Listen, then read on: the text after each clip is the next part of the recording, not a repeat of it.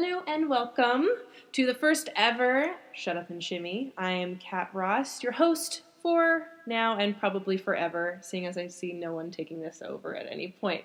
Today I've got a wonderful dancer with me. Her name is Shining. She's a little bit of a transient here to the Tacoma, Seattle area.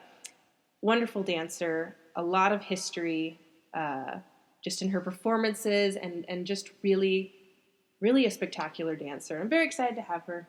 Please welcome Shining. Hi, I'm Shining. Hello.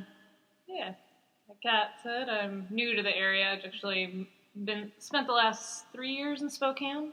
Yeah? And before that, I lived in Portland. That's where I started dancing. Oh, see, I didn't know that.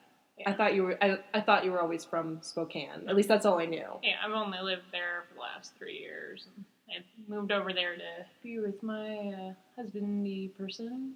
See, if you wave, they don't see you. I'm waving. Yeah, you don't see, but there's a handsome Viking sitting over there. He's waving because it's National Viking Day or something like that. Is it National Viking Day? Or like World Viking Day? International Viking Day. Yeah, I guess It's International Viking Day. A bunch of internet people decided it's Viking Day, so we're going with it.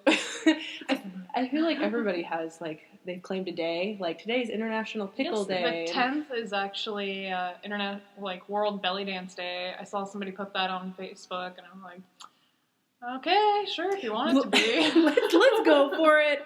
It's a holiday. Who cares? It's a great way to advertise, make money, I'm sure. Yeah, if you want it to be, it can be. So from Spokane and from originally Portland. Were you born in Oregon? Or? I was born in Nevada. Okay. And I've grew up in the Hillsborough, Portland area since I was about 5. So that's the area that I know. And started dancing in high school when I was 15. So it's actually I saw dancing in Coeur d'Alene. Because I used to go to visit my dad when I was in high school. I started going up to go to SCA events and medieval reenactment, and then they kind of have SCA belly dancing as part of the night culture, and I thought, oh, this is really fun. So when I came back from doing that summer with my dad, my mom's friend was taking belly dance classes. So I'm like, well, that's it. Let me go try it out. And my mom and I took classes for a while, and then she stopped doing it, but then I kept doing it. I would say you definitely kept doing it. Yeah. And I'm quitting today. Yeah, so this will be my 9th year. 9th year. So. Dang, girl. So you said you started doing dance when you were mid-teens. It wasn't belly dance. Was it something else? No, that was the first kind of dance I did. I started belly dancing when I was 15. That's when I started taking classes. And went out to Forest Grove, which is, I don't know, how far outside of Hillsborough that is. Maybe 20 minutes by bus or You're whatever. talking to the most directionally challenged. I don't know. Sure, but that's great. It's the next town over from Hillsborough, and so I would take the bus out there, and my mom would drive me, and I'd take a couple classes a week. It was a fitness center, so it was most of the stuff you ever see, Shakira songs. I think that's the first choreography we ever did was to My Hips Don't Lie, or whatever song is really popular. But it was a lot of fun, and my first teacher was really liked her. She had this frizzy hair, and she always put it in cool designs with real rubber bands, and she was super sweet. And her daughter, who I don't know how old her daughter was. She might have been 4 years younger than me, but she had also danced, and she was pretty good at that, when she was dancing too. I don't know if she still does, but. What was does she still dance in the area? Your teacher does, and your daughter, I'm assuming? I don't know if they, perform at all. Her daughter might be, but she just taught in the Forest Grove area, so. You always kind of wonder where your first teacher went to or what happened to him if you don't see him anymore. Yeah, and I'm sure, I don't know if she still teaches there, but she did for a few years out there at least. And then she started taking classes with a lady in Hillsborough, who later became my adoptive dance mom, and her husband is my adoptive dance dad pretty much. And I went to take their class with my teacher. She was like, oh, you need to come with me, and all right, I'll take some other classes. This is probably 2 years after I started taking classes. So you're 17, 18? About, 17. Yeah. I think that was right before I graduated, maybe. Math is so hard sometimes. 17, 18. Yeah, it all blurs together. But so I took classes with her about 2 years, and then I started taking classes with Andrea Trontwine, Okay. who's like my first dance mama. And she's like, it was really cool because I had just started working on my first choreography, and I had seen Sarah Beeman, I think is her name, from Connecticut or somewhere on the East Coast there. I think that I don't think it's her company, but her sister's company is called Blue Moon or something like that. I'm not really sure. But I saw a video of her dancing to Violin Shiftatelli by Three Spell, and Tobias Robertson, who used to play with Helm, and he was like, associated with Rachel Bryce and all those people. He was part of that band, and I just like fell in love with the song and her costumes. I like choreographed something to the song and performed it at Sakura Showcase. But when I was working on it still, my first class, I went there and I'm like, would you guys be willing to give me some feedback on this thing I'm working on? And so I like showed it off to the class afterwards, and Andrea's just like, I'm going to give you this class for free because that was awesome. Oh, that's so sweet. That started our friendship. Aw, I wish I showed people my work and they were impressed and gave me free things.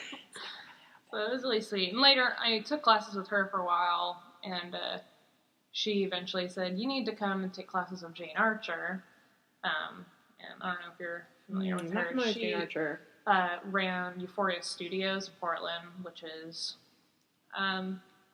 one of like the two main studios that at least I'm familiar with in the tribal side of things, because that's the style I started out doing, this neo-tribal, which is funny because that's what my first dance teacher called it, but it was completely unassociated with what Jane created, that she also called neo-tribal. And studying with Jane was really interesting. She had studied a lot of different styles of dance, but she wanted to fuse Middle Eastern musicality with the tribal format so that dancers could do a little bit more interpretive musicality, but, be able to dance together. And, like, one of the things I remember out of her class is, like, she called expressive gestures, which was, like, totally jived with where I was at, because I was, like, totally dramatic, like, oh, let's be all... Big movements. Yeah, like...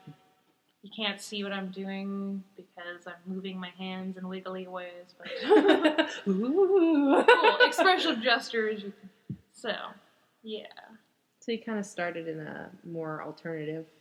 Yeah. Especially to what you're doing now. That's right. Yeah, I started out doing fusion stuff, and I didn't really ever study ATS. I studied tribal style things, but I didn't really get heavy into ATS. I went and played around at the Gypsy Caravan studio a few times, and went, I think, like my second performance or whatever was at their Tribal Quest Northwest event in 2007. And I had to I was underage, which is really frustrating because, oh God, I'm under 21 trying to dance in Portland anywhere.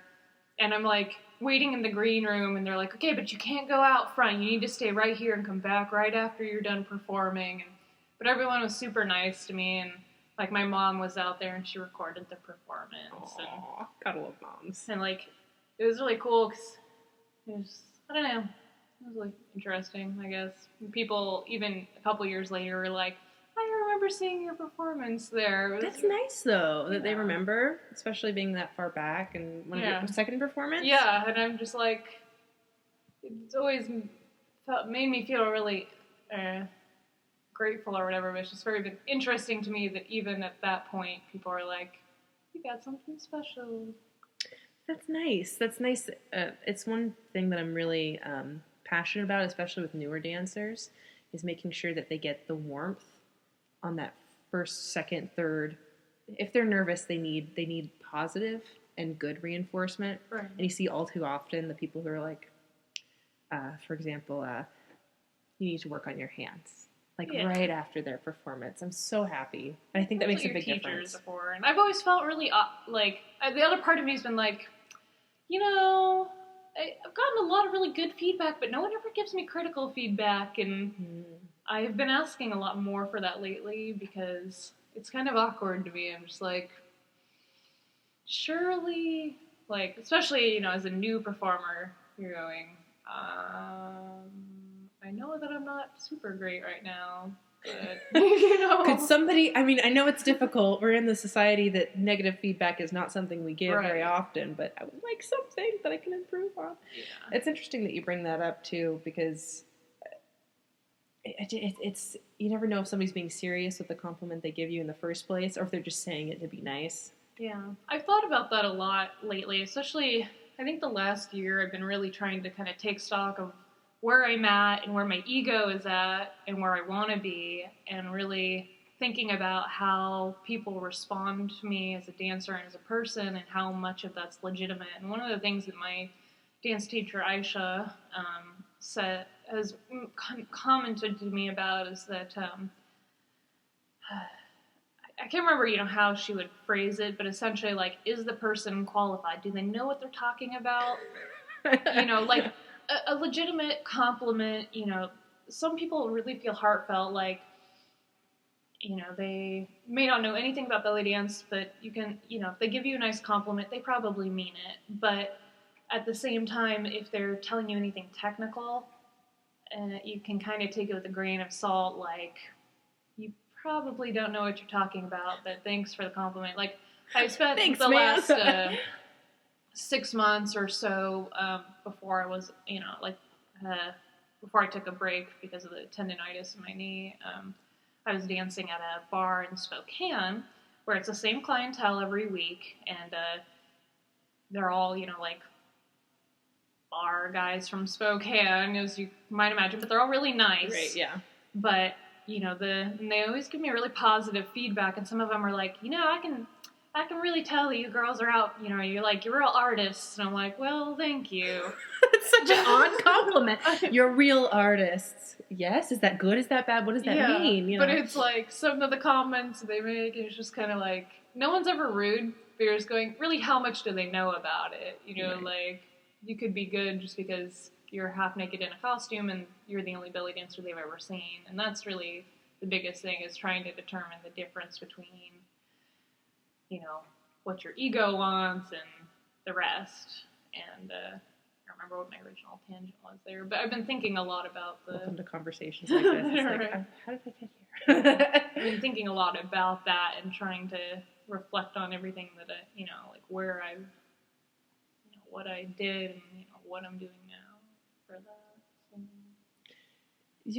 You worked in Spokane, in the bar there. How many, I can't imagine, this is me being really kind of daft to the Spokane dance scene, but there wasn't too much going on. There's probably a lot of hoflas, but when it comes to restaurants... There's not a lot of professional places to dance in Spokane, but there's a surprising amount of dancers for the area. And I'll say that everyone underestimates Spokane. Before I moved there, people told me, you're going to be a big fish in a little pond. No one knows about the dancing there. No one knows that there is good dancing. There's also bad dancing. There's also ego inflation. And then there's people who are hobbyists and who are fun. But there is good dancing. And the only reason that I'm where I'm at now is because of going to Spokane. I could have stayed in Portland and I might have gotten a little bit better, but I would not have the discernment that I have now, because I found Aisha Azar, who ran Baharat Dance Company and is now under the direction of Namva, who also happens to own the Red Dragon where we were dancing. So there are lots of haflas, and actually the main event when I started dancing, or moved over there, was the Red Dragon haflas up north. There were just a community events, and then we convinced Namva, what if we do like a weekly show with 2 dancers, and Stephanie and I danced there. It was really weird because we're both from Portland. We both moved to Spokane for boys, and we were both in the SCA, and came up for boys who were in the SCA, and belly dancers. So we're like, hey, this is...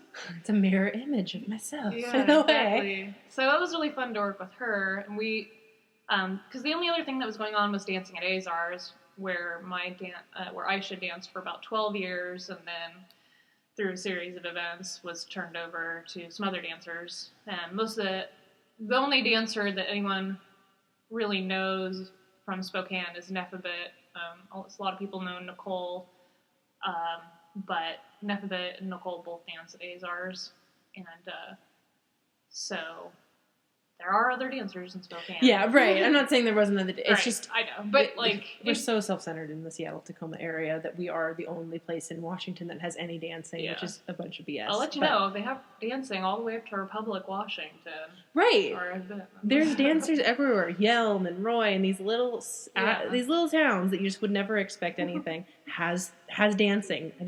But yeah, so that was pretty much the only place that had dancing, and then through some encouragement, NAMVA really opened the door to,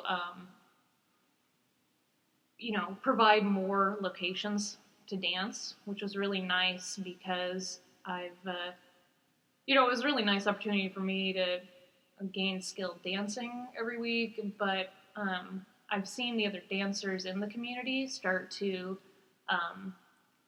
expand their base of knowledge and like their capacity for performance just from dancing in the bar every week, because we have a stage there and a captive audience because the same people come every week because it's a bar, it's been there for like 20 years or whatever.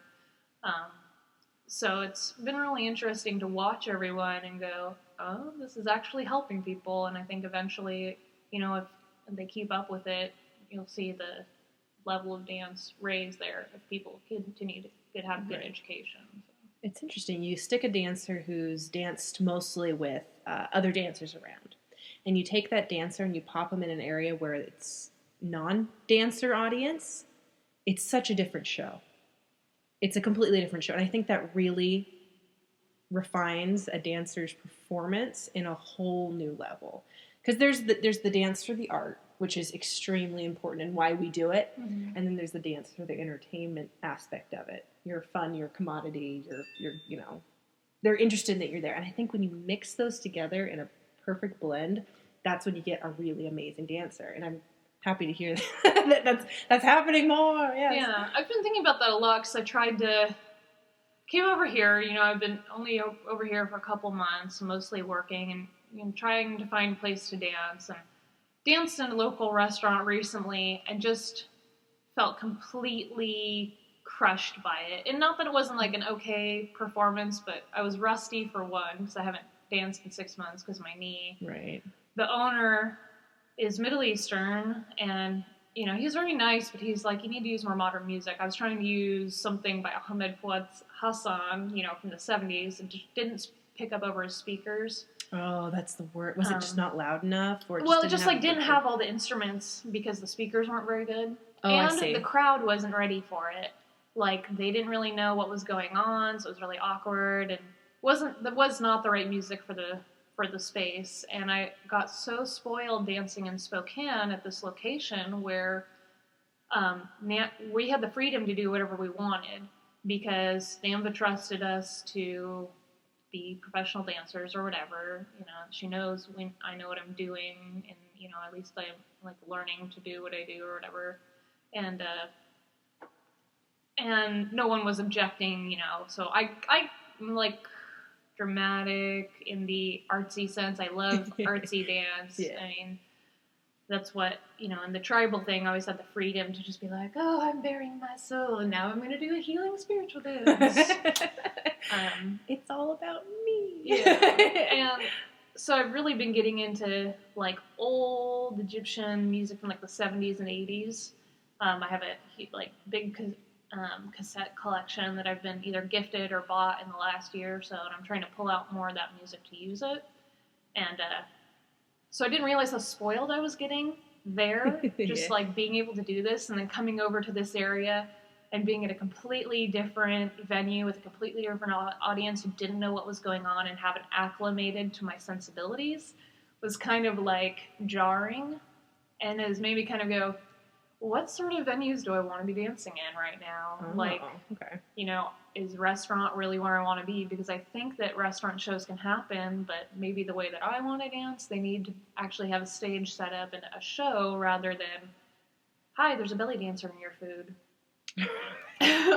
I'm sorry, some of her coins have fallen off into your drink. Exactly. Yeah. Like, our company, Baharat, put on 2 shows a year that was at a restaurant. Everyone was eating during the show. We did it kind of like divey cabaret style. I don't know, whatever you call it. Divey cabaret style? It's at this, I'd love to know what that means. Thai restaurant, Okay. like out in the industrial district of Spokane. So it's kind of a divey looking place, but it's got a nice dance floor. And we, in our company, had been working there for like 9 years or whatever. And so we always have our shows out there, and we have a variety of performances, fusion, Middle Eastern, tribal, and it's all narrated. But people are able to order throughout the show and eat. And I like that setup, and I really want to do something right now where I can work with the restaurant to maybe put on a once a month or less often show to where it's like a multi-course dinner. And it's kind of scheduled out, like where the food comes, and then there's performance, and then maybe another course, and then another performance or something. I haven't quite figured it out yet. Right. Would it be like just you dancing, doing that, or would it actually be a show that you're putting on and producing? Well, I don't. That's very different. Well, what do you mean by? Well, I mean, like, if you're thinking about, or you're talking about just like a restaurant show where I dance between. Okay, I dance at 7:30. I wait until the next kind of restaurant group comes in, and then around 8:30. Oh, it'd be different than that. It would actually be a show where people have to pay a door fee. It rents out the restaurant so that it's actually a planned multi-meal course or multi-course meal with, like performances between the courses. Okay. Like, so tea is served and maybe the first performance, and then the appetizers or something. That'd be interesting. That'd be something that's very different.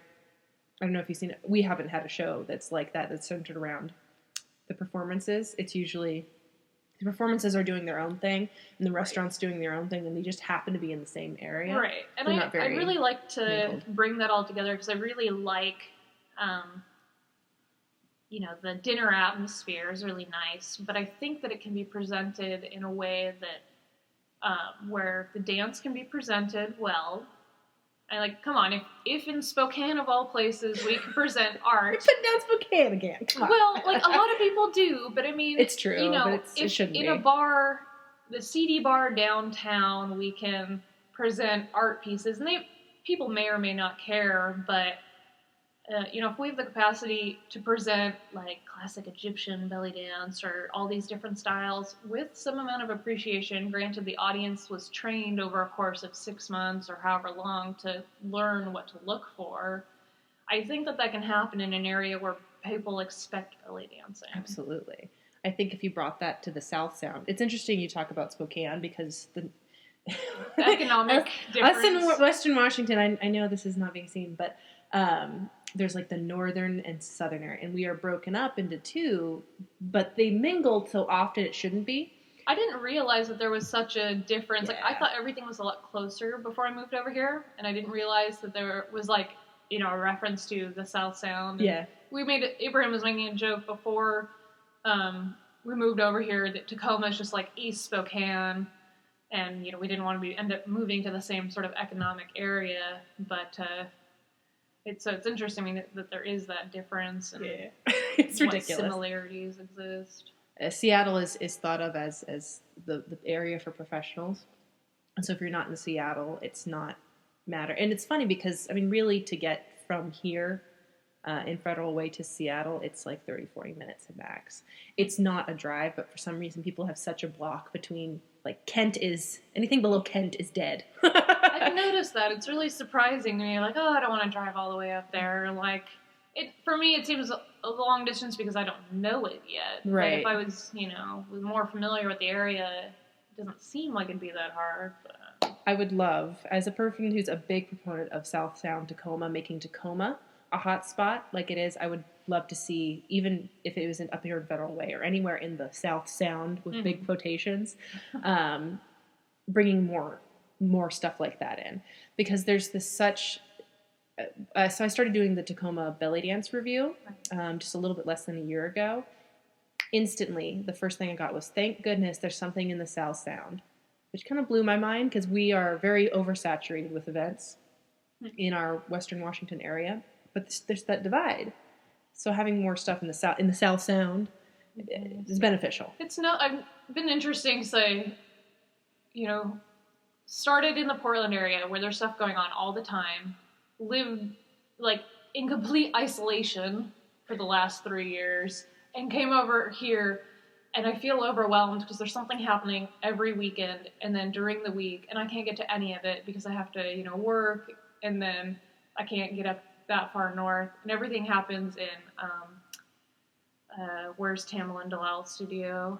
Bothell, I think, which is apparently even farther north than Seattle. Yes. it's a drive. That one is a drive. That's a little frustrating because, I'd love to participate in that stuff, but it's really far away. And I know some people will be like, well, I've driven, an hour every week. And I'm like, well, you probably have a better truck than I do. So. Yeah, right. Well, Tamlin does the stuff with Datura Online with Rachel Bryce's. Does she teach for them? Yeah. Interesting. Yeah, at least she was. I don't know if it's a consistent thing. I would hope so. She's an amazing teacher in person, but I think it might be a consistent thing, but I don't know if it's, I haven't checked into it in a while. I'm a little checked out with all the other stuff going on, so it's interesting. I'm happy to have some really great dancers that are a little bit more South Sound, because it brings awareness that the South Sound is not.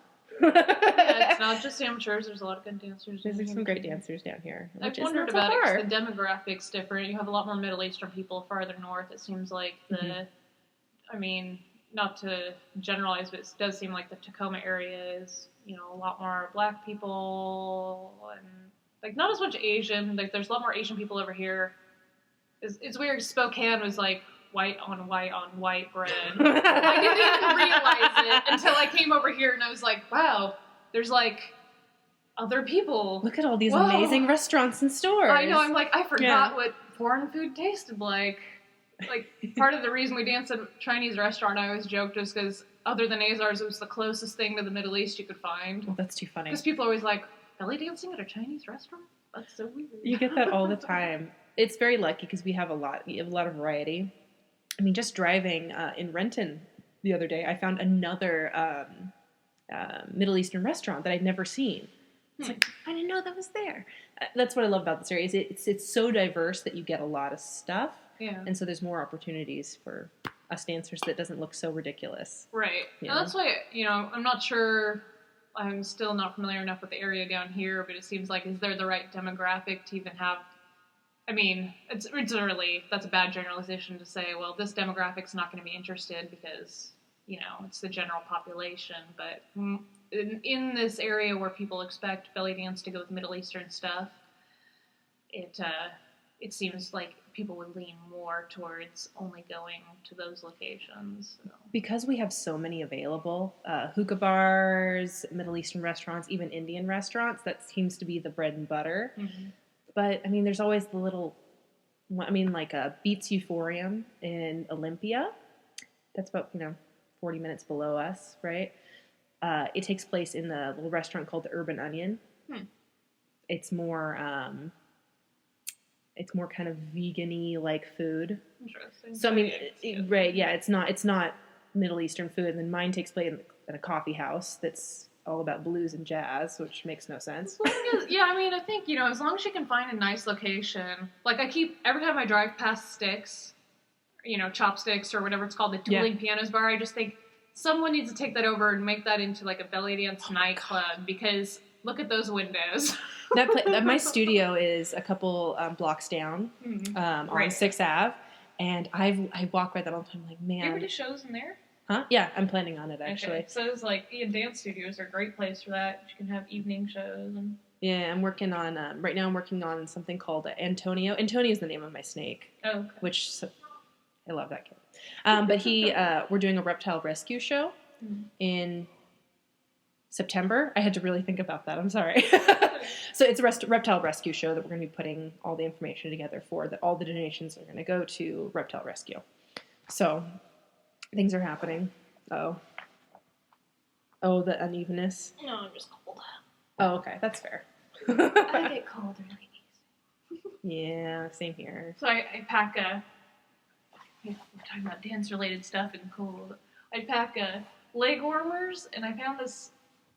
I saw the Belly Dance Superstar videos a long time ago. You know how they have those belts they put around their stomachs? Well, I found one of those neoprene belts at Ross, and I got one for when we were dancing at the Red Dragons. We got ready in the basement area down there and had to stand in the back, and it gets kind of cold. And I'm like, hey, I remember seeing the Belly Dance Superstars wear this. They work really well. I'm always off and on about the Belly Dance Superstars. I don't know how you feel about it. I was totally... Oh, I hear him laughing. He goes, I've heard everything. I mean, last time I checked on them, on their website for their... somebody posted it on one of the billion Belly Dance Matters, Belly Dance Biz groups of, Belly Dance Matters is our group. Is it? Yep. Yeah. Aisha started that, and she roped me into moderating, although God. You wouldn't know Godspeed. that I'm an admin on that group because I hardly ever have time to get on there, but I wanted to support Aisha because I think that it was a really good idea to create that. It seems like a lot of people like it is, and it's what it's done is it's multiplied it. So now you could literally type in belly dance issue, any word that might imply issues, matters, things we need to discuss, it's there. Yeah. But somebody posted, did you know that the Belly Dance Superstars website has like thongs, like underwear, with one little coin in the middle? Yeah, it's pretty bad. Oh, no. And that instantly, like, solidified my opinion. You know, it's interesting because starting out as a newbie and as a young person, all I knew about was the Belly Dance Superstars. And my mom took me to a show I think my dance teacher went to with her daughter when I was 16 or 17. And I just remember the show ended and I turned around to my mom and I went, I want to do this for the rest of my life. I want to feel like this all the time. That's beautiful. And so I know they really, really, inspired me because, I just was so excited about this. And I love that they do that for people. I love that they open the door to get people interested. Beyond that, I don't really...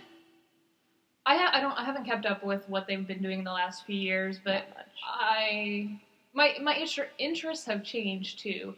I have a really short attention span for anything that's not Scheherazade or Fifi Abdo or other Egyptian dancers from the 60s and 70s, because that's what I'm focusing on right now. That's what I've been focused on for the last year or whatever, just watching them. So even I know my dance teacher really likes Aziza of Cairo, but she doesn't have it for me, so maybe that's my fault for short attention span or whatever. No, that's an opinion thing, though. That's just what I'm focusing on. So fusion stuff, generally, unless it's really good, doesn't interest me, and so I'm not really interested in how the Belly Dance Superstars presents what they do, and I prefer other ways, and it's really nice because I didn't really... Belly Dance Superstars is all that I ever knew about. I didn't know about other dancers like Cassandra Shore or other people I still don't know about, but say David of Scandinavia is one of the people we brought through for one of our shows in Spokane, and he's fabulous. And my teacher in Portland, Jane, tried to bring Hadia one time, and I'd never heard of her. And I was a tribal dancer, so a bunch of us in her troupe didn't go to the workshop or anything, and she was really upset with us, and she's like, I don't understand why nobody came, and, she would have been really worth studying. I'm like, well, I don't know who she is. If you had told me that at the time, I would have thought, oh, I should go to this, and so it kind of made me realize, there's a whole lot of other people out there that I've never heard of that are... Because I asked Jane at one point, I don't know if I asked her what she thought of the Belly Dance Superstars or, who she thought was good, right. But she made some comment of, there's a lot of other people out there who are a lot better than what... not necessarily that any of them are terrible, but they're not, they're doing something very specific. Right. And there's people who do other stuff, and that was the main thing that she made me realize, and that it's important to actually look around. And so I remember, asking her, like, well, who do you think is? And, I remember she said Shireen El-Safi, or I'm like, who is this person? And trying to look up her references. And so it's become important to me to try and have a wider scope of what dancers are, that there are more dancers. I don't know if that's the way to say that. That's fair. I mean, that's not saying like, well, I want to dance like Sadie and Aziza, U.S. or Canada, I guess, Aziza. I want to dance just like them. They're great dancers. They're great entertainers, but it's just being aware of more. It's kind of like music tastes, I guess. Yeah. Like, I like the Rolling Stones. There's more than the Rolling Stones. Right. And, maybe I don't think it's hypocritical, but it's a specific focus. Like, say, the last year especially, I've been focusing on... the last 3 years since I started studying with Aisha, I've been listening to as much only Egyptian music as possible, watching only Egyptian dance performances as much as possible, and trying to dance Egyptian style. I've pretty much stopped doing American Oriental in order to learn that, because it was so different than doing anything tribal or anything I knew before, that I had to unlearn everything in order to pick up the very specific thing that Egyptian is. And I'm trying to remember what my point was here. It's all good. I have billions. I'm fascinating. But I got to finally, actually got to watch you dance live the other week. What day was it? Saturday? Oh, God. Oh, God. And I had the most interesting version of Tamara Henna ever. But that being said, I got to finally watch you dance. And what I find so interesting about your dance, because it's different than a lot of stuff I've seen. I haven't been around forever, but you do see a lot, especially in this area. Again, oversaturation. But it's so different than anything else I've seen. It's oversimplified, yet extremely complicated at the same time, which is when I'm watching Egyptian dance, like your Facebook page and where you post is like a treat every day. I'm like, oh, what's new? What else shiny? I get to see something cool that I haven't seen in a long time or haven't seen ever. That's what I love about your dance. It's extremely simplified, but there's some sort of complication in that simplification, which sounds so ridiculous, but that's what I really love about your dancing. Explain. No, just kidding. Well, I think it's, the more I watch it, or I guess one of my point was earlier is that Aisha told me, if you really want to learn how to do this, you need to watch only Egyptian. And so, my friend Arwen from Montana told me the same thing, and so that's what I've been trying to do, and trying to learn it, and focusing on that as much as possible. And I've unlearned and relearned a lot of things. Like, I've been making a list in my head recently about all the misconceptions I had about Egyptian belly dance. Interesting. I would like to hear some of them. I'll list them in a minute. Okay. But, and one of the things I notice is that there's a lot of, and I'm going to make the distinction, and I know a lot of people don't like it, but the way that I've been taught and the way that Aisha teaches, is that there's a distinction between Middle Eastern belly dance from Turkey, Egypt, and Lebanon, and American Oriental. You can call it American belly dance if you want, but there is a style difference and a spirit difference, if you will, between them. And a lot of people try, I see it, a lot of people, especially in this area, do American Oriental, whether that's like 70s style or whether it's American Oriental with trying to do Egyptian or trying to fuse in other stuff. And there's a lot of dancers who call themselves Egyptian, who are still very, very American. And part of that is, we're always in the process of learning these things. And part of it is just really finding the separation in presentation. Like, it's not even the movements. Like, here's my list of misconceptions. Okay.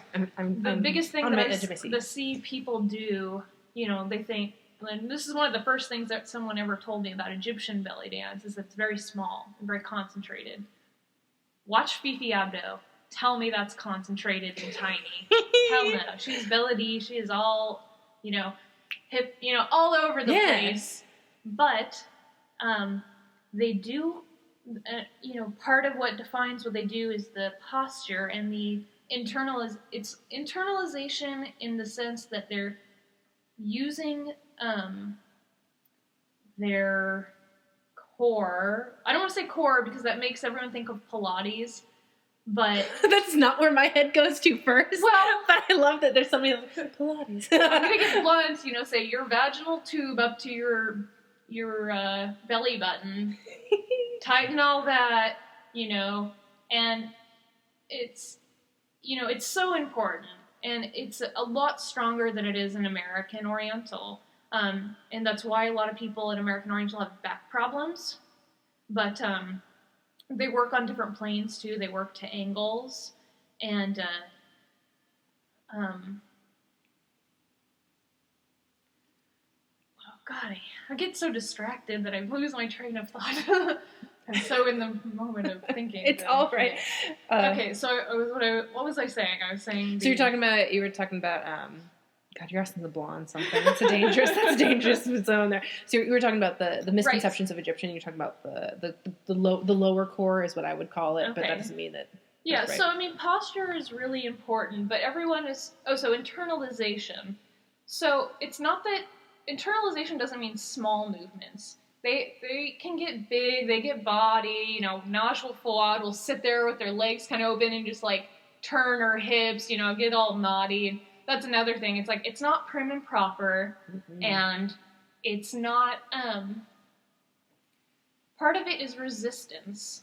My teacher, Aisha, would talk a lot about, I don't know if this is the word she used, but moving through mud or whatever. You give resistance to what you're doing, and part of what makes Egyptian dance fuller in the posture is that posture is acting like a rubber band against whatever you're doing. So it pulls. If you're doing a figure eight or whatever, you're not just sliding your hips. You're pulling against that core so that there's tension there and there's texture. And a lot of times, and this, in good American Oriental, you see texture, but in poor dancing, you don't. It's when somebody does the same speed the whole time, or does the same, not necessarily the same moves, but the same variety of moves. It's all flat, flat, flat, flat, flat, flat. Whereas with Egyptian, especially because of the instrumentation, if you listen to good Arab music, you sit back and listen to Kulthum for a month. There's a whole page dedicated to Kulthum and her songs, and they pick out a song and they tell you all about it every month. It's on Facebook. I'm sure you can find it if you look it up. Okay, I followed it, but then I never got the reports, so I'll have to go and look it up myself. Okay. So I want to know that one because I'm interested. But listen to the instrumentation. I think it's really interesting. Aisha mentioned one time that if you listen, that the melody will follow what the singer's voice does, which is just an interesting side note. But part of the wonderful thing about old music that I'm so enthralled with is the complexity and the layers, and a lot of people don't know how to handle that. And American Oriental doesn't always have that because it developed in a time where you had musicians from different areas coming together and playing music the only way that they knew how, but they didn't have that synchronicity of style and understanding of the same area of music to create the same complexities. And so that's reflected in the dance, and you get a lot more variety and texture. And one of the other misconceptions I had is somebody told me is Egyptians don't repeat movements. That's not true. Interesting. I've seen them do the same move 12 times in a row in the right context. And I've seen them do it 4 times. Americans repeat stuff, but we repeat it in a symmetrical pattern. 2, 2, 4, 4. 3, 1, 4, 4, 2, 2. Yeah, and there's something with movement. Aisha's tried to explain it to me, but I don't necessarily understand it yet. Is that Americans move on like the 2 and the 4, and the Egyptians move on the 1 and the 3 or something. Maybe someone else understands that, but I don't. I'm still working at that. I've heard that before, but I come from a different. I don't know. I'm such an American in a lot of ways that that blows my mind to even think about that. Yeah, it's just I understand it as they're reacting to the music differently, and that's really what I've been trying to study in the what's present on my mind right now is how are they responding to the music. Not just the way that they move differently, but how do they actually respond to the music and why? And part of that's they come from a different culture, they're brought up differently, they have an entirely different perspective on life, and Egyptians are very, very grounded.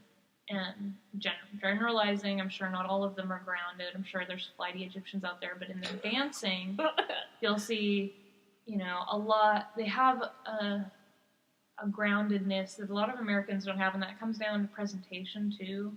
Like we're very upper chest, and we're very we're used to ballet and things like that where you have to be prim and proper. I've had people tell me don't adjust your costume on stage. If you watch an Egyptian, they'll grab a hanky and wipe their face on stage. I've seen one of the dancers grab the bottom of her skirt and wipe the sweat off, and they're very casual. They have to us. They have a different sense of stage and what's important. I think the biggest difference, if I could simplify the difference between presentation in Egyptian dance and American dance, is the idea that American belly dance, I should say, is that we think we're goddesses and we think that we're above the audience. We think that we should be something divine and mystique and hidden.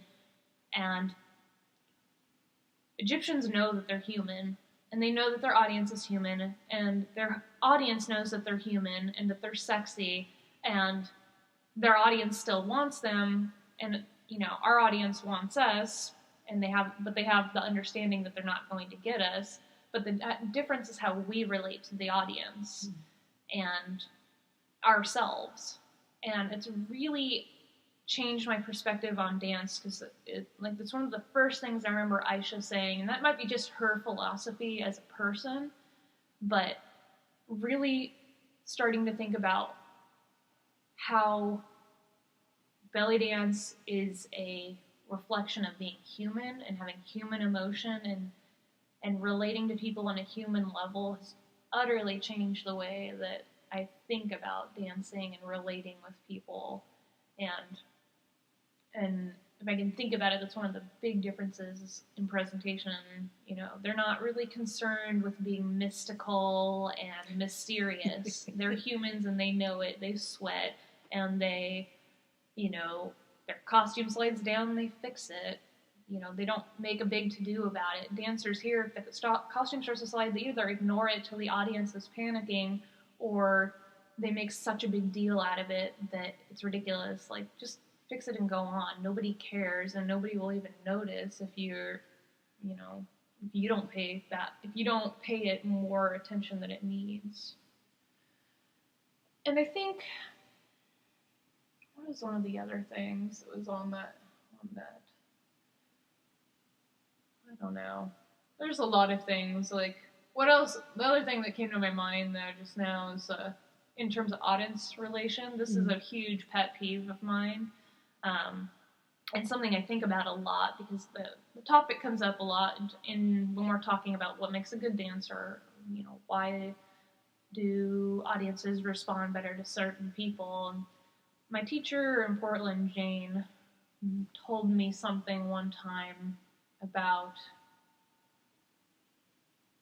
relating to an audience, and energy flows both ways.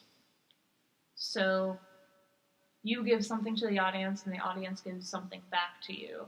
A lot of people are very self-centered, and I've seen dancers in rehearsal who look great when they're looking at themselves in the mirror. They smile, they beam, they dance wonderfully. The second they turn away from the mirror, everything goes away because they're not looking at themselves. They have no idea how to respond to the people around them, and they don't care about their audience. If you're on stage, you need to care about the people. Like, if you're performing, you need to care about the audience, because there's no point performing if you're doing it for yourself, you can do that in your living room. Right. Or do it in your studio. Mm. And, if you want to be a really good dancer, you have to acknowledge your audience and include them in the performance and not be terrified of them. One of the biggest things I've seen, especially when it comes to dancing in like a bar or a club or something, is people being terrified of their audience. Like, if you don't have a sense of boundaries in the first place, and you're afraid of the people you're dancing for, they're going to know that, and they're going to treat you with no respect, because they're going to feel that. But also, you don't relate to them in the same way. And so I just think that, you should take care, and, if you're afraid, it's fine to be afraid, but at least try and respect your audience. Soccer said something to me recently. Don't flip the bird and walk off. Well, if you have to do that, only if they're being a jerk, but don't do it just because you think that you're so important that they're going to try and molest you or something. Most people don't care. But Soccer said something to me recently. I was asking her for some feedback on a performance. Good person to ask for feedback. She'll actually give it to you. Yeah, and one of the things she said was that, she felt like I was up there to show something specific, and I didn't really care how the audience felt about me. And which is really interesting for me, because I care a lot about my audience and to make sure that they have a good time, but I never really considered that they should like me personally. Like, that's not important to me, especially in the context she was reviewing. It was a competition, so... Oh, I have seen you perform before. That's what I was trying to figure out. Yeah. You performed... in October. Were you wearing gold? Yeah. Yeah. So, especially in that kind of context, I'm going there to say something specific. Especially when I'm performing for other belly dancers, I know that I have some leniency to go, I want to say something special, and these people might appreciate it. But I didn't realize that I'd taken that so far that that's all I was thinking about. Like, that I had to be doing something so precise. And then I did last Saturday's performance, and, for about, like, the first 15 seconds or whatever, I was in that mode of, like, because I've been trying to be so Egyptian, and, like, try and be as precise as possible or something, be as Egyptian as possible, so people will know that I can do it. And I just had this, and I wasn't thinking about it in the performance, but this is me mentalizing it after. It's just this release of, it's not important. Like, if I do all the work outside of dancing to be as Egyptian as possible, that's wonderful. But when I'm performing, I need to give the audience what they want, and I need to give myself what I really want, and that's the freedom to just react to the moment. And maybe that goes into what they call tarab, is just being immersed in the moment, and in what the audience needs, and what the music needs, and what you need, and making that all special. And I had such a good time with Saturday's performance because I just was able to let that expectation go that I needed to be as Egyptian as possible and let myself be a little silly. I'm not very good at being silly. I'm a very serious person a lot of times, and so it's a lot of work. It's a lot of work for me to, like, be silly in my dancing, but I try to incorporate that a little bit. And, if, like, I get a little American Oriental on myself, like, I don't have to kick myself in the pants because, I felt really good about it or whatever. But part of that's just, like, acknowledging your audience and acknowledging that there are more important things than what you want to present on stage. That's such an important tidbit that even in a work context.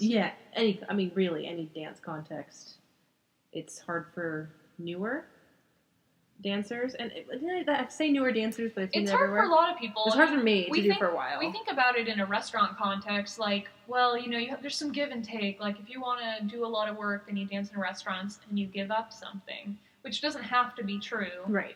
But even in art context or belly dance, by and for belly dance contexts, sometimes you just have to give up the ultimate goal that you are trying to achieve in order to leave way for this magical thing that needs to happen, you know, like, so that's pretty cool, I guess. Yeah. That beautiful monologue about how you feel about the belt, and that's cool, I guess. Yeah. So either way, I just, see, now I'm somewhere else. This is bad. We're all like carried away. I was watching this Sahara Kent talk about Tarab this morning, and I feel like I'm on the same tangent path that she was going. She was talking about, like, I have to film myself when I talk about these classes because I get so involved in what I'm saying that I forget what I said later. Because, you know, when you're in that, you're talking about the energy flow and you've been there, then you go there and you're in a different mental space. This is what I was saying on my... Was this Sakura saying this morning? No, Sahara Kent. Okay. I just heard Kent, and I was like, oh, Kent? No, yeah. Okay. This is what I was saying on my dance page this morning. Or this afternoon, I was talking about her thing, and you kind of get in a different mental stage, or at least I do. Like, it's really easy for me to kind of get all spacey out there. But, you know, like, maybe it sounds really conceited, but I think often because people have always said so many nice things about my dancing, and this is really the only area of my life where I've really been good at anything, like, really good. Like, I was okay at drawing. Like, I worked really hard to learn how to draw when I was a kid, but it wasn't, like, magical. Like, for me, dance feels magical. Like, people have always just been, wow. And I've always been really, like, stunned and grateful for that. And one of the things is just that, and people have told me this is just my, I don't know, the spirit or whatever I bring to the dance. And the more I think about it is, like, relating to Tarab, or however you want to say it, Tarab. It depends on where you are. In the United States. Oh, gosh. A couple weeks ago when I performed here in Federal Way, one of the ladies in the restaurant, these two ladies were just, like, entranced the whole time. They were just like, I love audiences like that. We've got to do this. This is so amazing. They were so sweet. And they're just like, you look like you're in a trance when you're dancing. And it just, like, clicked for me there. And I realized that she was right. And I hadn't even thought about it. You know, like, I've done performances where it's supposed to be healing dance or whatever, and I knew I went in with intention. But over the years that I've been, you know, the few years I've been performing, and since I started trying to perform professionally, and, you know, when I was still dancing as a student, I, you know, always set intention before I go into a performance, and the feeling I want to bring, and when I'm preparing, you know, I think about the costume and the music and the audience, and what do I want to show, and what does the night feel like, and I think it's built this energy, and I realized when she said that my whole brain waves shift. Like, they talk about shamanic trances, when you go into, you know, when they're doing the drumming and going into their state, they're actually changing their brain waves from alpha, or from beta, just kind of like your everyday I'm doing math stuff. Alpha is you're like, I'm here meditating and relaxed. And theta, I think I'm getting this right. Theta is like, and you're talking to somebody who's like, yeah, sure, that's great. Yeah. I have no clue. You know, theta is the starting to get somewhat out of body, like deep meditation. Okay. And I feel the same thing happen when I dance. And I didn't ever realize that until she said it. And, like, it would explain a lot of, like, why it's so hard to actually talk after dancing. Interesting. Because, you know, especially when we're that's what we call it, in the zone. That's what Sahara Kent was saying earlier when I was watching this videos. We get in the zone, and we've actually changed our brain waves. We've changed, you know, where we're at energetically or whatever when we're in a really good performance, and we've brought everyone in to that space too, because we cast this net or whatever, and we pull people in, and sometimes people don't want to be involved, and you can always tell those people because they're the ones at the restaurant or whatever who I just have no interest. Sitting there texting, eating their French fries. But then the people who are really involved in it are those two ladies I was talking about who are just sitting there, just they're not even paying attention to their food because they're so into it, And so I, again, forgot what my original point was, but we're talking about concentration. But I like the imagery of you have this mental place that you're in, and you're essentially pulling the audience. It's like they always say that your safety zone, if you will, your mental. I like that imagery a lot. Yeah, I mean, you really, and especially when you can be in that space and then acknowledge the people around you and include them. People feel so touched to be in that space with you. It's the same thing. And I think this is why some people are afraid of it, is because it's intimate. Oh. You've shared energy with people. It'd be the same thing as, and this may get pretty juju on some people, but it's the same thing as a shamanic ceremony or whatever. Whatever you want to relate it to, a religious ceremony, a boxing match. When they say two guys fight each other and then become best friends, it's because they've exchanged energy. And, when you sit and have an intense conversation with a complete stranger, right. And then by the end you're I feel like I've known you my whole life, it's right. Because you've exchanged energy. You're doing the same thing with your audience, and it's what we should be doing with the knowledge of how to pull back afterwards and maintain our boundaries. But it's a good thing, and it's an okay, it can be a safe thing, and it's a special thing, because when you have the capacity to do that, people feel touched, and they want something special, and they want to be included in something beautiful. Otherwise, why did they come to your performance?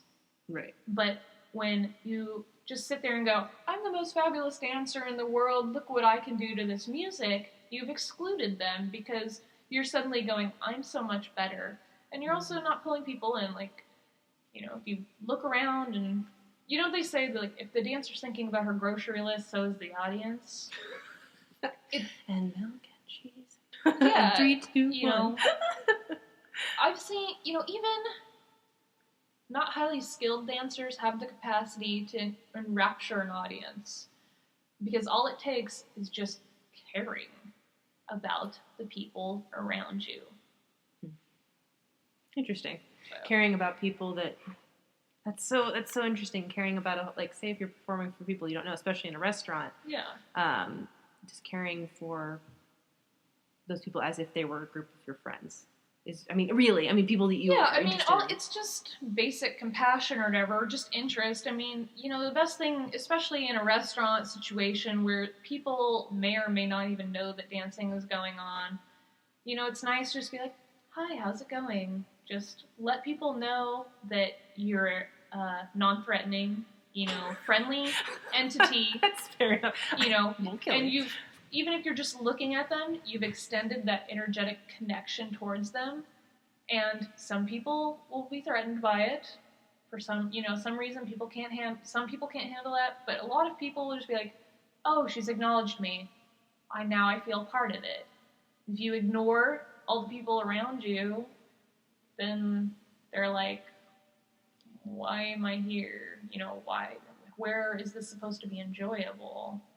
I've had interesting experiences with that, because that's one thing that I find important with restaurants is just the music can be playing, whatever it is, just taking a moment to just introduce yourself to every table, or just kind of walking right. by. I was dancing at a restaurant, and there's 2 guys probably in their early 20s to late 20s. I couldn't really dance and by, so you can't really get a good look at them, whatever. And you walked over, you said hello, they ignored me as if I wasn't there. It's as if there was a big old wall between us. I danced, I did my whole set, and after I kind of got the vibe they really don't want me there, I left them alone, right? Because you don't want to be up in somebody's business when they don't want it. After they came up to me and thanked me for the performance, it was so odd. I've never had an experience like that where they completely ignored me as if I was bugging them, and then came up and said, thank you so much, that was really great. As if they had been looking somehow when I wasn't. I don't know if you've experienced that before. Yeah, especially in Spokane, because people are really conservative there. My husband would come to me with every performance, he came with me, and he would always sit at the bar, and, That's and so watch. sweet. Yeah, it was really That's so nice. sweet. But he always gives me feedback about what's happening, and I'd be like, these people just like, I don't know, they don't watch. He's like, they actually watch you. They're like uncomfortable when you look at them, and I've noticed that a lot. It's like, if you're, especially in restaurant dancing, it's such an awkward situation for most people that if you're standing right in front of their table, they don't want to look at you because they're like, they're not sure what to do. Mm-hmm. They're not sure if they're supposed to look at your body or if they're supposed to look at you in the face or if it's even appropriate to look at you. So they'll watch you when your back's turned or whatever. But I've noticed that in restaurants too, that it really helps if you just say hi because it pulls them in, or at least pulls that wall down.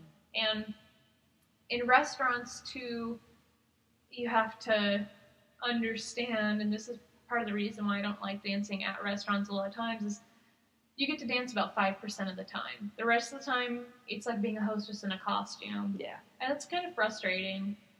But I thought one of the interesting things is, especially about dancing at these Chinese restaurants in Spokane, is that you have the same clientele a lot down at the bar, but also in the restaurant. There are regulars at this place that, they've been going there forever. And so you have the weekly people, and then there's always, new people who come in and are like, oh, there's belly dancing here. This is weird. Or, hey, this is awesome. Yeah.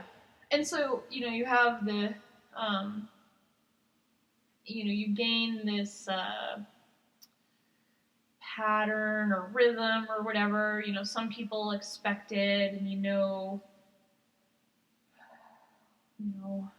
I forgot what my point was there. I remembered it earlier. I'm the same person. I'll talk and then I'll go. This makes me sound like really ditzy, but like no. Trust me. In this situation, you're fine. I have so many thoughts that go around in my head all the time. I'm just like, I guarantee somebody doesn't come up and ask you, what are those thoughts very often. So yeah. But I mean, basically to boil it down, as we're talking about the difference, sharing energy with people in performances, and kind of the differences between dance for entertainment, which is it's a whole different thing, and then dancing for yourself or dancing for the art of it. Right. You're right. Restaurants are notoriously entertainment venues, and so are private parties and stuff you get hired for the most part. And so it's, I don't know. Dancing in those places can be really frustrating, but they can also be really great. Like, I'm not very good at getting people up to dance, but that can be a really fun part of it, like the little girl or whatever, or like even the full-grown man, and everyone laughs. And I remember what I was going to say, or part of what I was going to say is that one of the great parts about the environment of dancing at the Northside location is because you have all these people who are there and they already know the restaurant, and the wait staff in particular are non-standard with the way that they address the situation sometimes. Poor waiters and waitresses who deal with belly dancer crap. I know. But, you have like this real sort of, I wouldn't say like family restaurant, but like neighborhood network vibe. Like, people will talk to, people over the bar will talk to the tables, and people will talk amongst them, the tables throughout the restaurant, because it's not a very big restaurant. So you get this really friendly vibe going on, especially on a, belly dance night, when everyone can see the one person kind of, shaking their butt, and kind of going, hee, I'm in public doing this, and everyone laughs, and then everyone's having a good time because, you're including everyone in that. I love the power of just a little bit of humor. It doesn't have to be a lot. Right. Because personally for me, that's my crutch, is being silly and humor. And just a little bit of humor can change a situation. Mm-hmm.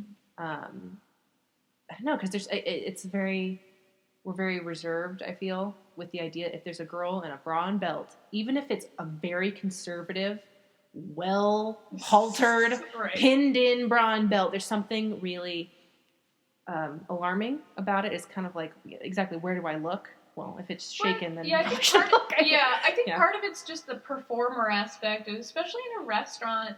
It's such a weird situation. People they just don't know how to handle it because it's their private time. Yeah. And people go there, they're going out to relax, like, especially at a Chinese restaurant, they just want to go after a hard day's work or whatever. It's sometimes, mostly over here at the Middle Eastern restaurants, people go out, they probably expect to see the belly dancer, they don't go without that expectation if they're going on a Friday night or something. But, it's not a usual venue, and it doesn't have the fourth wall that stages do, that we're used to here. And I don't know if that's a difference in Egyptian and American presentation. Like, I've seen videos where, like, a lot of dancers dance on stages there, too, but they still interact with the audience, and I've seen, like, Sohair Zaki bend down and, like, pat the forehead of one of the audience members or something, and I don't know the context of what's going on there, but, that's they don't seem to have the same sense of fourth wall. Like, we have a very visceral, like, there should be a separation between a performer and the audience that restaurants remove, because now you're suddenly in their space instead of in a stage space. I always kind of wondered about that, like where that changed from, because I mean, there's billions of different types of stages. Mm-hmm. It was interesting too because I was doing the Reptile Expo, which is not your normal gig by any means. I'm a big reptile person, but I got there and I was getting kind of everything ready, and they started putting chairs up as a staging area, like blocking me from the audience with chairs, folding chairs, and their intent was to create a stage space. But what it did was block off the audience. Absolutely blocked. So I just said, can you move the chairs? Like, people understand that I need space. I have a 7-foot flipping snake around my my shoulders. Don't want to get too close. Yeah, they're not interested in like jumping up in front of his face or anything. So do we have to have the chairs? It was just it was so instinctual for them. Like, we need to put chairs up for a stage space. And I would love to know when that changed, because I mean, you look at theater, and that's a whole other conversation, at least with theater. But I would love to know where that changed, because that's partly psychological. Like, if I think about it right now, if they had laid out the chairs on the floor flat, it would have made a stage area that was designated by floor space, right? But it wouldn't have cut off the energy because their whole bodies would have been exposed. But it's like a mental barrier that chairs are going to be about waist high. They can't walk forward. They can't even lean over them. But it also visually blocks you. So, and it blocks them from you. Yeah. Visually. I would have loved if they just take some tape and just put a line, because people love standing behind the line. I love that. You put a line, and it like mentally block. I can't pass this line. I mean, it's interesting how you do that, but that's what happened, and I thought that was so funny, and I had to move the chair. I had to move the chairs out of the way, because you have kids who are this tall and the chair's this tall, right? And they're trying to. So they can't see. They can't. They literally can't see. But either way, I'm the one thing that I'm always interested in. Now, it doesn't work in my case because my name is my dance name. How did you get your dance name? Where did that start? Was it given to you? Was it chosen? Did it change? I used to go by Trisha. That's my name.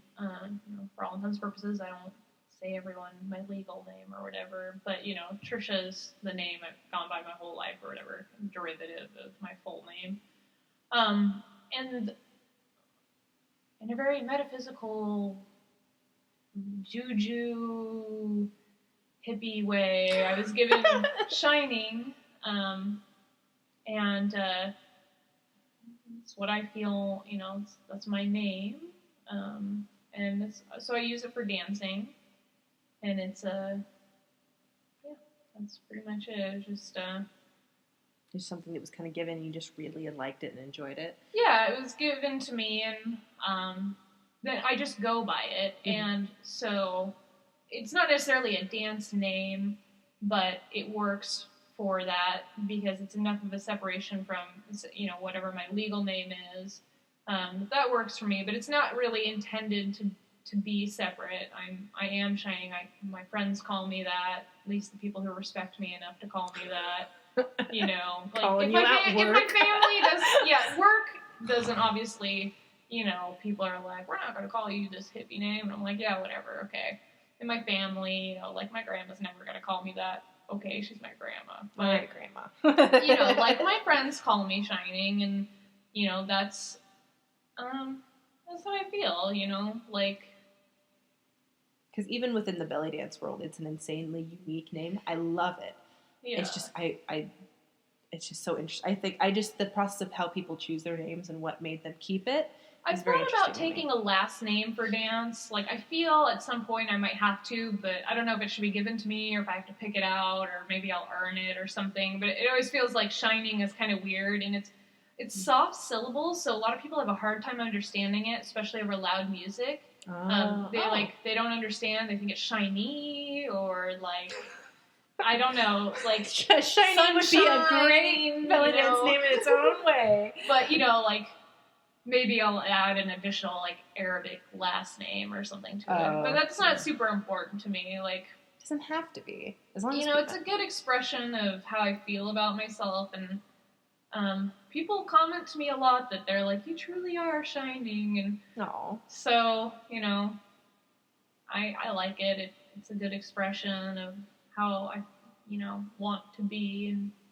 the special light was inside me. So. I love it. When I remember when I first heard it at soccer's competition, I was like, that's really unique, and I like that. And then I remember seeing you perform, I was like, that's really unique and different. I like that. Thanks. Again, you see a lot. This is not knocking anybody because I'm just the same, but a lot of people up here are very similar. Mm-hmm. You have your ATS, you have your tribal fusion, you have the whatever the else, the other category of just like weird things people do for fun and funny, which I do too. And then you have the American cabaret, and that's kind of it. Now, not that people don't, but you just see a lot of it. Mm-hmm. You see a lot of the entrance with a veil, wearing a bella, play a couple zills, exit.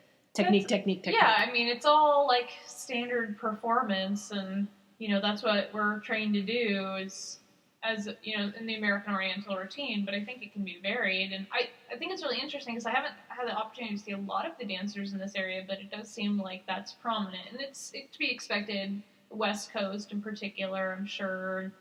And there are very good American Oriental performers here and there, but you'll see a lot of it up here. Yeah, wearing a bella. Playing a little zills, yeah. Technique. Enter with a veil and drop it over and over again. It just happens, and it's fine. It just happens a lot. Yeah. That's just me complaining because I don't want to buy a Bella for $800. I don't think it's worth it. That's just me complaining. Yeah, I would love. That's like. I feel bad. Costume. It's like I can't afford a big nice costume, and I've been trying to make some, and I've had some hand-me-downs and things like that, but maybe one day I'll buy one of the nice beaded costumes. But I understand at the same. I have a frustration, and I understand at the same time. It's like, in order to look professional, we need to have nice costumes, but I don't think that the standard should be you need to have these costumes. And because it's like, well, if I don't have Swarovski, whatever you call them, crystals and beaded fringe, am I somehow less acceptable as a performer? Because, some will judge. It shouldn't be, because I've had this argument with people before, is say if you were to go to a restaurant and you were to perform in a costume that was made in China for $20, people would still think you're just as great as the person who came rolling in a Bella, who's had years of training. The biggest problem I see with those outfits, though, is that they outshine the dancers. Yes. I have a friend who has some, and she's a very demure person. She's a demure dancer, and all I ever see are her costumes. I don't see her dancing. If she wore something that was less flashy, her dancing might actually shine, and I don't think people get that. They think it makes them look better. But what they do is make us look at the sparkles, and we don't even notice they're dancing. Unless your personality is big enough to match up to the costume you're wearing, you'd better simplify. Like, the other thing I've been noticing take that Bella off. lately about modern Egyptian belly dancers, especially, you watch them, and some of them wear terrible costumes, but there's a trend towards simplicity in the costuming, and I noticed this especially in this video with Rhonda Kamal. She has this very nice, simple costume, effective, because it leaves room for her dancing. I won't generalize by saying it's only with American Oriental, but There's a lot of times where people think that they can get by on less dance skills when they have a sparklier costume, or they have props, or if I wave this around, they won't notice that I haven't practiced for 3 months. Whatever it is, if they have upbeat music, none of that's going to save you if you don't bring authenticity to the stage. I agree. And in terms of just presenting yourself as a dancer, costumes are a really good thing to think about. I just don't think people think about that costume could outshine them. They just think, oh, this is a fabulous costume and it will make me look better, but that's not always the case. You'd never hear that from anybody up here. You'd say more glitter, more anything that can make it more would be better. And what they're essentially doing is covering up. They're trying to be something they're not, maybe. I don't know. It's probably different in every case, and it's probably a generalization. I'm trying to think more specifically. But the other problem I see is just that it's you have those specific costumes, whether it's the Bella or the Pharaonics or whatever, and that's what people begin to expect. And so they should say, well, in order to be a good American Oriental dancer, you have to have a costume that looks like this. When you could have a perfectly decent costume that doesn't have as many crystals on it, or, a costume that's homemade that works just as well, because you can't afford the other one or whatever, but then people don't take you as seriously. And, if your website, we live in a marketing culture, so this is part of the problem. You can have a fantastic website with 20 bajillion pictures of yourself, which is way too many, and somebody's more likely to hire that person than a perfectly qualified dancer just because they have a bunch of pictures of themselves, even if they can't dance. Oh, yay, we're going to have breakfast because the big handsome Viking's getting food. Thank you. Aww. I love you. Okay. I expect her. Being that, if you had to give one piece, say if you're not currently teaching, at least I don't think. I was trying to teach for a little while in Spokane. I've gone back and forth on this. I've had opportunities to teach, in the last however many years, people always are trying to teach because it earns them money or because their egos tell them they want to or whatever, and I just haven't. I had the opportunity to teach when I lived in Portland. My friend helped me set it up at the studio, and nobody showed up, and I'm really grateful for that. And then I started to co-teach a class based on the fundamental concepts of belly dance that Aisha started. We were co-teaching a class on Mondays, but the tendinitis became too bad, so I stopped.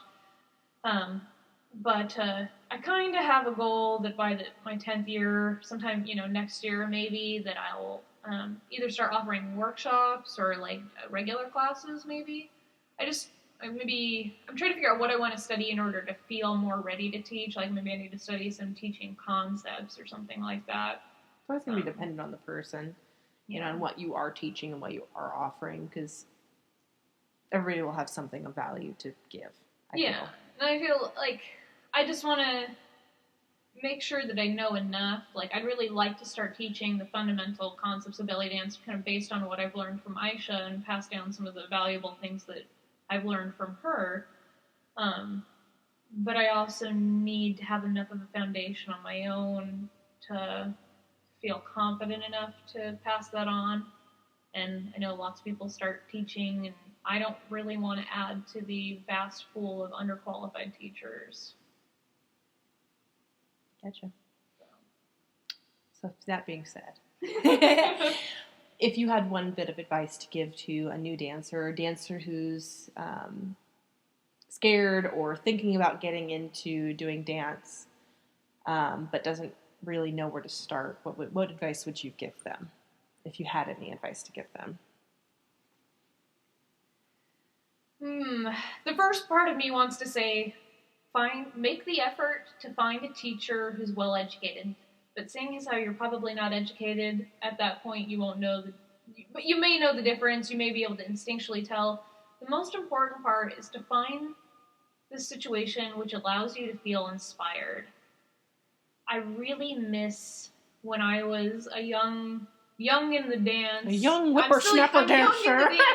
But I miss the feeling I had before meeting Aisha, and I joke about this with her a lot, because I've become very skeptical about a lot of things since meeting her. But that's because I've gained some amount of discernment. But especially when I lived in Portland and I wasn't trying to work the professional circuit or whatever, there was no competition. It was all supportive. It was haflas, and like everyone's doing wonderful. I loved being able to see the world with like sparkle and hope. And I think especially as a new dancer, not necessarily hold on to that as long as you can, and even for dancers who've been dancing a while, if you're feeling like you're uninspired or you're losing hope or you're ready to let go of the dance, make the effort to find a situation which really inspires you, even if you have to pull back to some childhood fantasy about, like what made you really excited? Was it unicorn?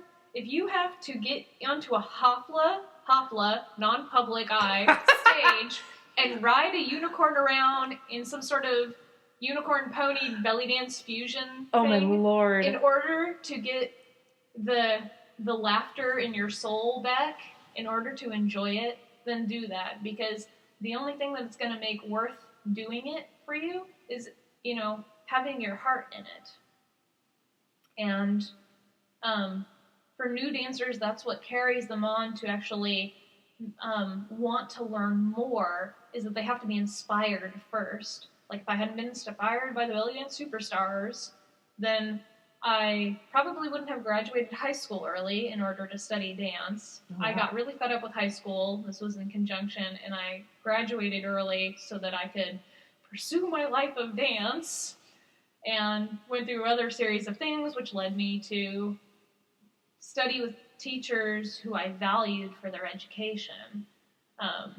And this, so it's important to have that inspiration, but even as a dancer who's been going for a while, it's easy to get disheartened, and it's easy to feel hurt from negative things people might say, or from the terrible things we might see people do, whether it's teaching when they're not qualified, or wearing a terrible costume, or just being mean and derogatory, or, whatever it is. We need to be able to go, the dance never hurt us, and what makes me enjoy this, and how can I get that back?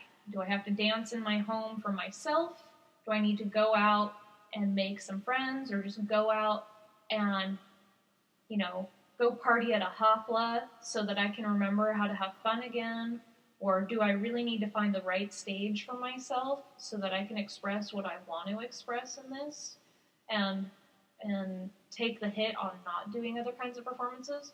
Or am I really just interested in the money, and that makes it worth it for me? And so I want to find as many places as I can, because that makes me happy. Like, one of the things that makes me personally really happy, besides just the way that it feels when I dance, is, like, if I was to dance in restaurants, the only thing that really makes that worth it for me is those one or two people who really get it, and who are really just like, wow, this was something special.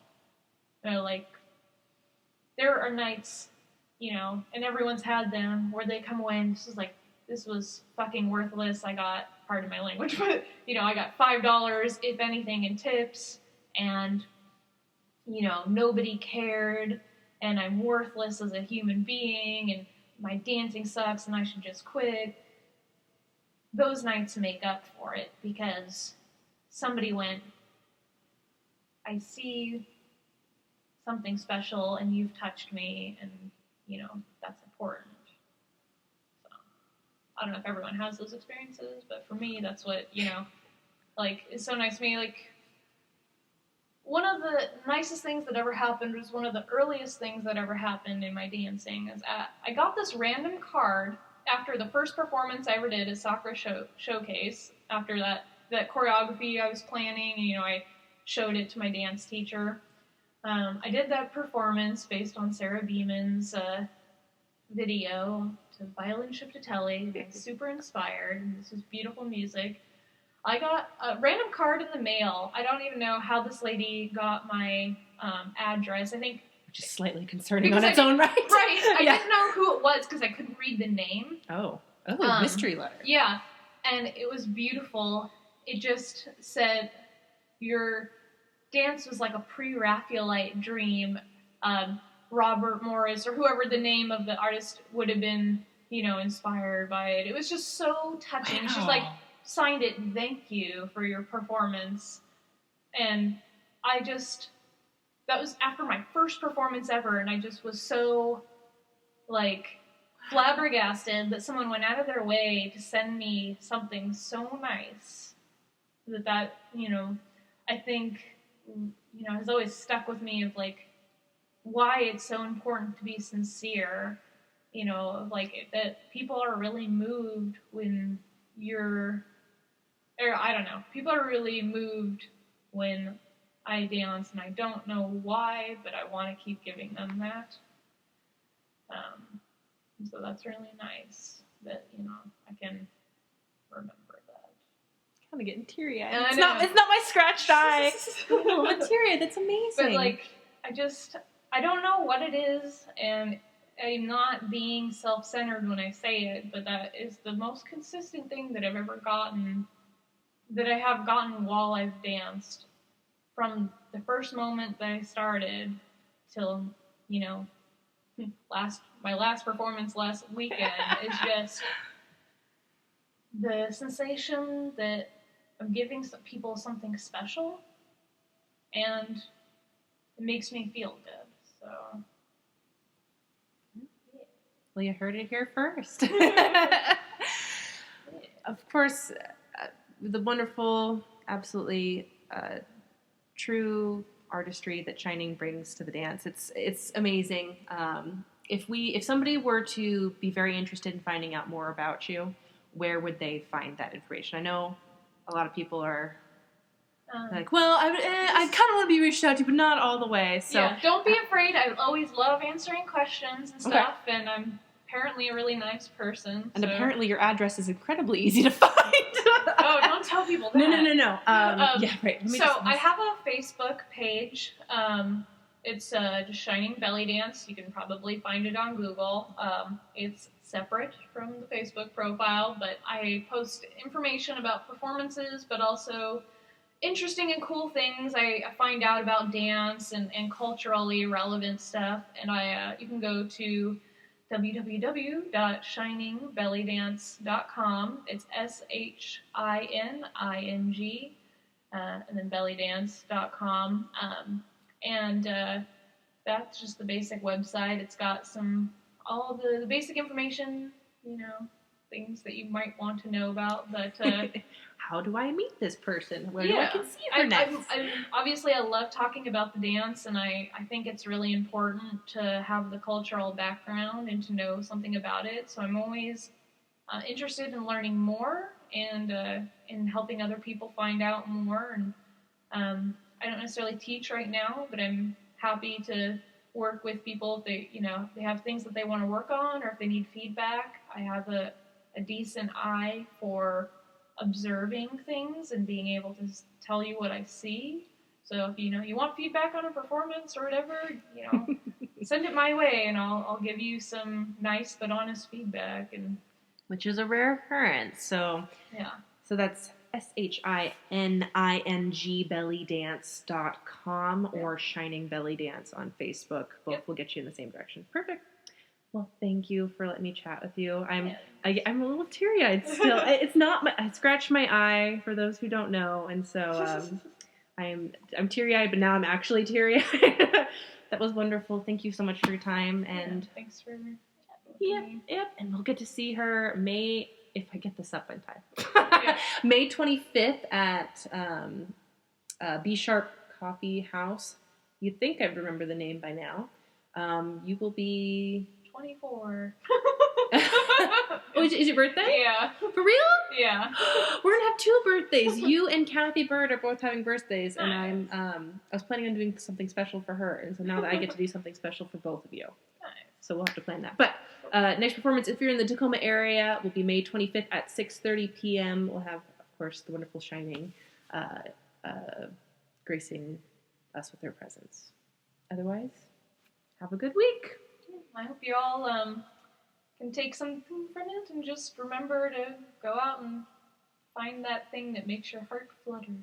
Flutter, flutter. Bye-bye. Bye.